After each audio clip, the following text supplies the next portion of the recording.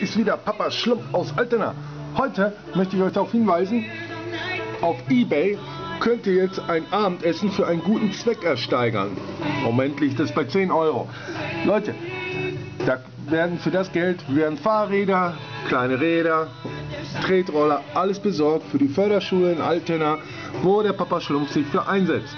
Also, es wäre toll, bis Dienstag könnt ihr noch bieten für einen guten Zweck. Was könnt ihr denn ersteigern? Ein Abendessen auf der Burg Altena mit euren Markus Glock. Ja, der Papa Schlumpf kennt den ganz gut, der kommt natürlich auch mit. Also, steigert bei Abendessen für einen guten Zweck. Nur noch 4 Tage, Leute.